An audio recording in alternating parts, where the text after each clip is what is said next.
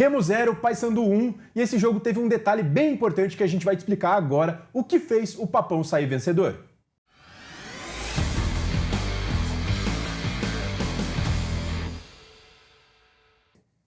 O Paysandu venceu o Remo nesse final de semana e vem numa campanha de recuperação, buscando sair da zona de rebaixamento. Eu tô aqui com o Matheus Santana, estudou bastante esse jogo, a vitória do Paysandu sobre o Remo, um clássico local, e vai trazer pra gente as características da partida e o que fez o Paysandu sair vencedor.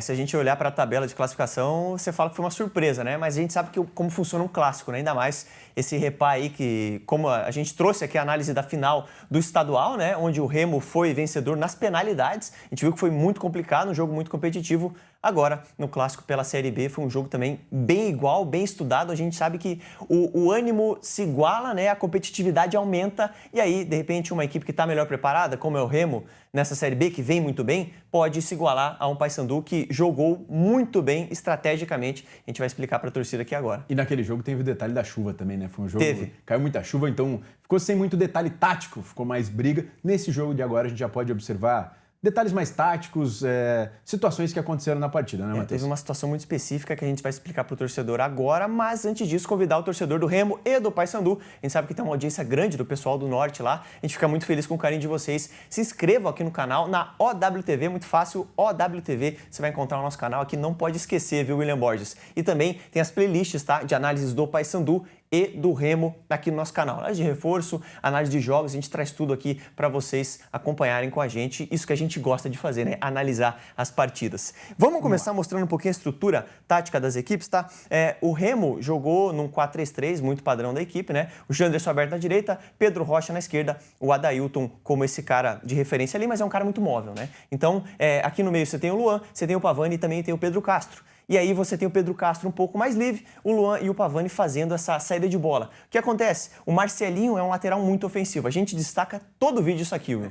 Geralmente os dois laterais do Remo são bem ofensivos, né? Mas principalmente o Marcelinho. Exatamente. E daí o que acontece? Para o Marcelinho ter essa liberdade para subir, o Pavani geralmente descia para fazer essa estrutura aqui, essa saída de bola e aí liberar o Marcelinho. E a gente percebe que o Paysandu se preparou muito bem para isso, tá? Porque acontece exatamente essa movimentação aqui. E a gente vai entender um cara que foi a figura central dessa partida para o Paysandu anular essa subida do Marcelinho e também conseguir gerar superioridade nos momentos em que recuperava a bola, que foi o Maurício Garcês. Cara, ele fez uma partida assim espetacular, tanto taticamente, né, quanto com bola. Ele foi o escape principal dessa equipe do Paysandu, Will. O Maurício Garcês é um jogador muito veloz, tem suas limitações com a bola, mas é um jogador muito veloz, então por uma puxada de contra-ataque ou por uma obrigação tática, um jogador que pode ajudar bastante. De fato, e a gente vê que nesse lance ele está mais centralizado, ele vem e fecha a subida do Marcelinho. Aí o Pavani fica ali tentando trabalhar e o que aconteceu? O Remo, como a gente trouxe, é uma equipe que tem mais repertório de jogo no momento do que o Paysandu. Só que o Paysandu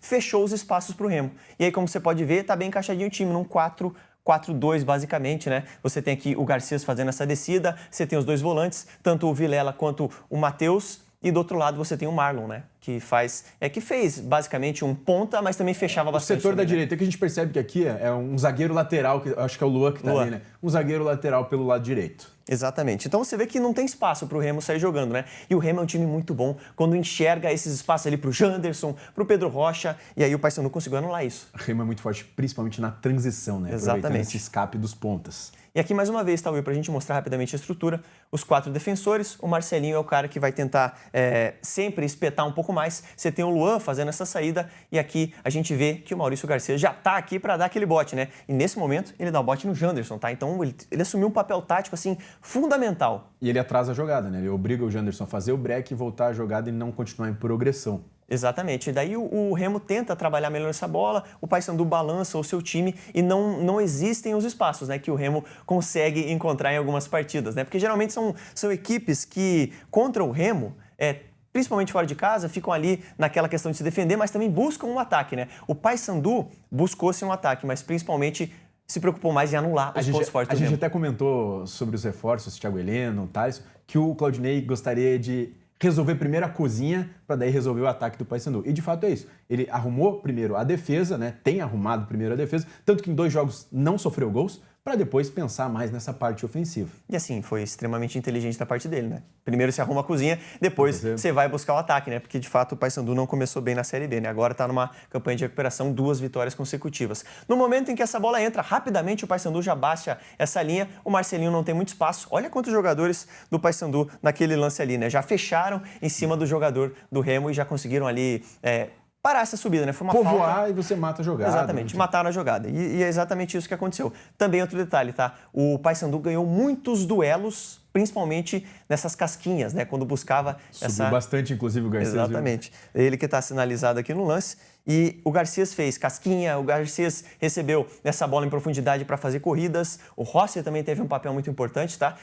Flutuando ali por dentro. Mudou muito a característica do Rossi, né? Antigamente era um ponta muito agudo, agora já atua mais por dentro, já até mais quase como um camisa 10 participando mais ainda das jogadas. Exatamente. Aqui a gente vê nesse lance como essa questão dos duelos foi importante, né? Nesse momento já estava o Diogo, né? O Benítez saiu logo no comecinho da partida e aqui é uma situação, a primeira vez que aconteceu esse tipo de situação na partida.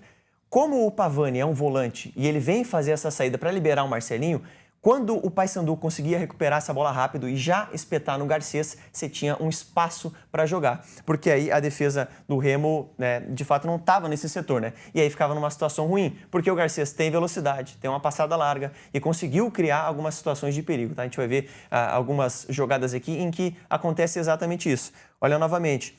O Paysandu fechando bem o setor, superioridade numérica e você encurralando o adversário ali, tentando não deixar espaço, principalmente no meio de campo ali. Exatamente, a gente vê como faz diferença, né? Você tirou a opção de passe do Janderson e rapidamente você vai colocar essa bola pro Garcês. E até não foi uma boa bola, tá? Mas ele corrige de novo. Quem tá aqui para fazer a recuperação é o Pavani. Mas tá com espaço nas costas. Tá com aqui, espaço. Né? E de fato, não tem ninguém ali, né? O Marcelinho provavelmente se mandou nessa jogada e aí ficou complicado, né? De novo, o Garcês estica, perna longa, vai e consegue criar uma boa oportunidade para a equipe do Paysandu. É até ele mesmo que conclui, tá? E a gente vê como o Remo é um time muito bem treinado. O Remo defende bem, tá? Você viu como o pessoal se recuperou na jogada. Um parênteses, né? Era muito bem treinado pelo Daniel Paulista, agora o Antônio Oliveira assumiu e talvez mude o mecanismo. Não estou falando que o Antônio Oliveira não vai treinar bem o Remo, mas vai mudar. Vai mudar. A estrutura vai mudar. Exatamente. Então a gente tem que aguardar para ver como é que vai ser o padrão do Remo, né? Mas de fato é um time muito bem treinado, era muito bem treinado pelo Daniel Paulista, né?